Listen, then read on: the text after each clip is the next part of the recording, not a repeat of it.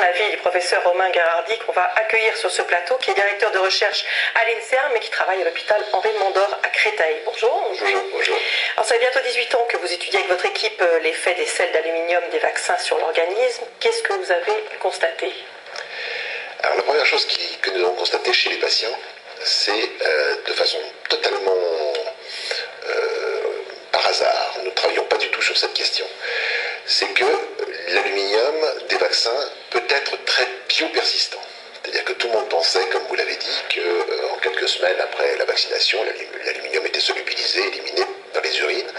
Et nous avons observé qu'au moins dans une fraction de patients, ça n'était pas le cas et qu'on pouvait trouver de très nombreuses années après le vaccin des particules d'aluminium d'origine vaccinale dans les cellules immunitaires qu'on appelle les macrophages au site de vaccination antérieure du vaccin. Donc le premier élément d'alerte a été de dire il y avait quelque chose qu'on n'avait pas vu sur cet adjuvant et qui là est avéré de façon absolument certaine chez certains patients. Cet aluminium persiste de très nombreuses années et quand on regarde la pathologie et les manifestations cliniques de ces patients, ils répondent à un syndrome associant des douleurs musculaires et articulaires chroniques, une fatigue chronique profonde, inexpliquée et des troubles de l'attention, de la mémoire, du sommeil qui sont connus dans la littérature comme syndrome de fatigue chronique, selon des critères internationaux. Mais est-ce que là, on a quelque chose de nouveau par rapport à ce qu'on savait avant? Je ne sais pas, des nouveaux chiffres, une nouvelle fréquence d'apparition de ces syndromes? Donc, la première chose a été de qualifier ces syndromes. Et ce syndrome, donc, c'est celui qu'on observe chez 90% des patients porteurs de cette lésion chronique qu'on a baptisée myofasciite à macrophage.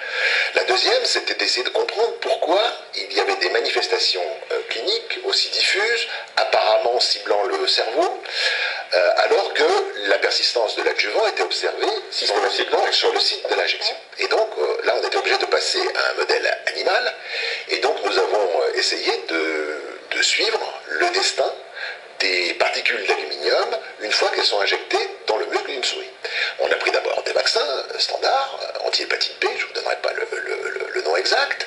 On l'a administré, on a vu apparaître des dépôts d'aluminium à distance dans la rate et dans le cerveau.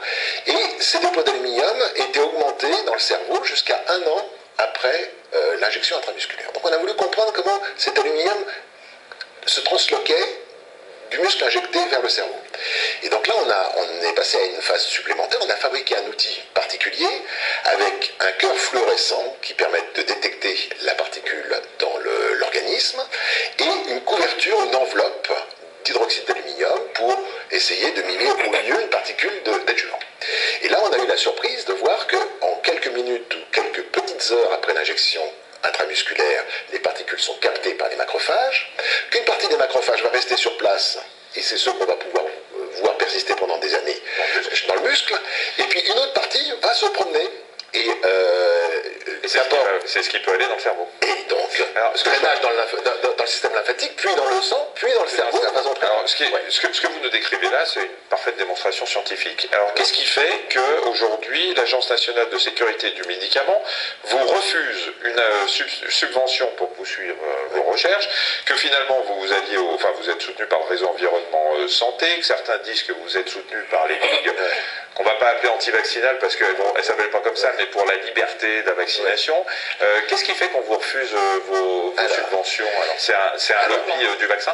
Écoutez, ça, moi j'aimerais bien en savoir exactement les déterminants. Ce que je note simplement, c'est que le projet qui a été refusé est un projet que nous avons traité en amont avec l'Agence du médicament, à leur demande, en disant, ils nous ont proposé, vous semblez avoir des résultats nouveaux, vous allez nous les soumettre, on va les expertiser, vous allez nous proposer des études complémentaires, on va les expertiser, et on va faire comme ça une sorte de navette entre vous et nous, entre nos experts et vous, jusqu'à ce que le dossier soit impeccable. Et donc, pendant plusieurs mois en 2010, ce travail, ce cercle vertueux d'interaction entre un groupe de recherche et l'Agence du médicament a eu lieu, et à la fin, le directeur de l'AFSAPS de l'époque a dit ok, on est arrivé au terme, le projet il est excellent, il semble déceler quelque chose qu'on n'avait pas anticipé, pas vu avant, et donc que ça ouvre la voie sur les de susceptibilité individuelle, dont on pourrait parler